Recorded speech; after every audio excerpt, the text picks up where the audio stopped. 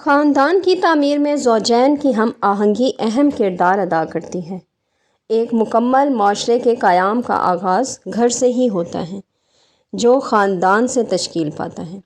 خاندان کی تعمیر و استحکام زوجین کے مابین محبت، مودت، الفت و رحمت اور ایثار بھرے تعلق سے وجود میں آتا ہے۔ قرآن پاک کی سورہ روم کی آیت نمبر 30 میں اللہ تعالیٰ نے ارشاد فرمایا، اور یہ بھی اس کی نشانیوں میں سے ہے کہ اس نے تمہارے لیے تمہاری ہی جنس سے جوڑے پیدا کیے تاکہ تم ان کی طرف سکون پاؤ۔ اس نے تمہارے درمیان محبت اور رحمت پیدا کر دی۔ بے شک اس نظام تخلیق میں ان لوگوں کے لیے نشانیاں ہیں جو غور و فکر کرتے ہیں۔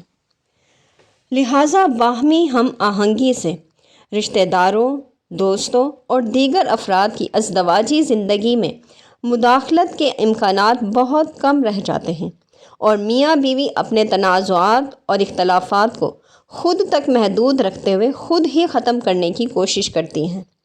اس طرح ایک دوسرے کو تنقید و مذمت کا نشانہ بنائے بغیر مسائل حل ہو جاتے ہیں، اور محبت و چاہت، سکون اور اطمینان کے ساتھ ازدواجی زندگی مزید خوبصورت اور شاندار ہو جاتی ہے۔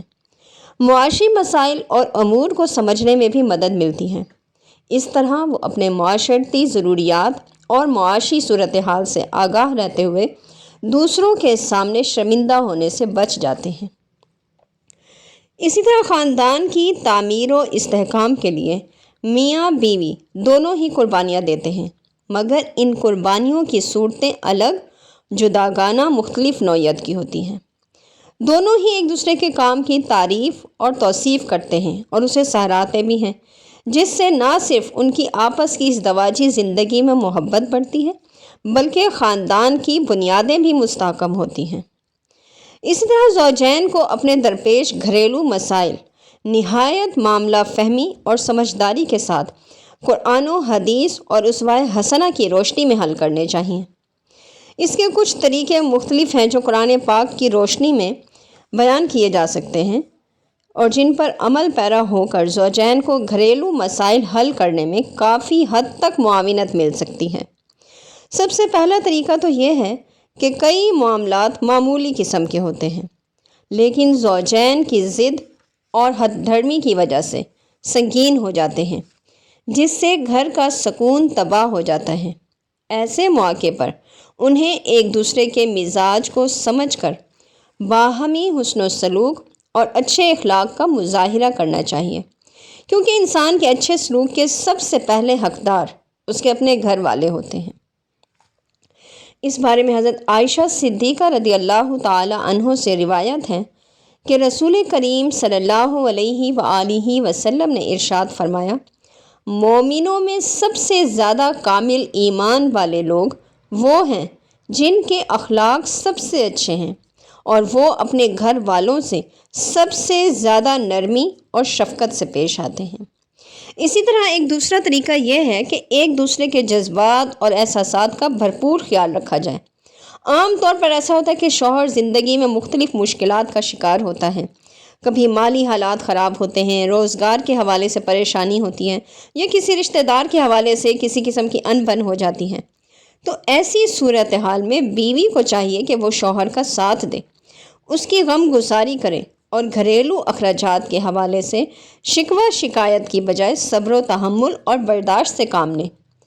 اسی طرح اگر بیوی کو کسی قسم کے ناموافق حالات کا سامنا کرنا پڑے تو شوہر پر بھی یہ ذمہ داری عائد ہوتی ہے کہ وہ اس کی ڈھارس بندھائے اور ہر ممکن طریقے سے اسے خوش رکھنے کی کوشش کرے۔ ایسے حالات میں حضور نبی کریم صلی اللہ علیہ وآلہ وسلم اور آپ صلی اللہ علیہ وآلہ وسلم کی ازواج مطہرات کی زندگی زوجین کے لیے بہترین اسوہ حسنہ ہے۔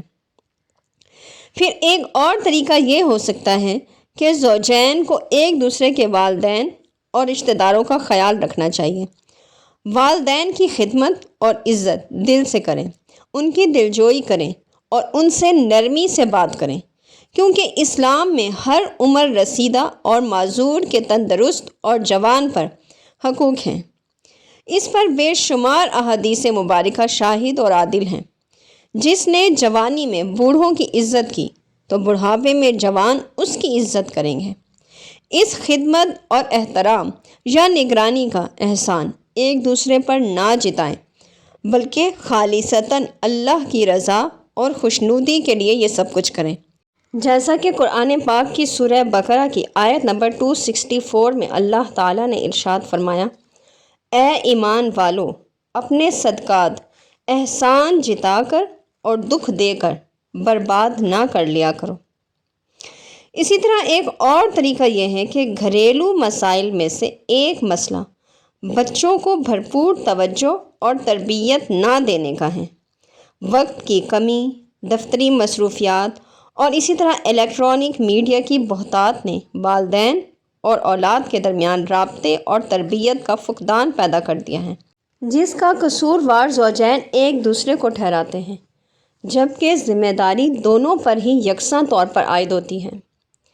اس کی بہترین اور عمدہ مثال حضور نبی کریم صلی اللہ علیہ وآلہ وسلم کی حیات طیبہ سے ہی مل جاتی ہے کہ جب آپ صلی اللہ علیہ وآلہ وسلم نے تبلیغ دین کا آغاز کیا تو اس عظیم ترین فرض کی ادائیگی میں بھی اپنی 2-3 سالہ کم سن اور معصوم صاحبزادی سیدہ فاطمہ سلام اللہ علیہا کو نظر انداز نہیں کیا اور تربیتی نقطہ نگاہ سے انہیں ہمیشہ اپنے ہمراہ رکھا۔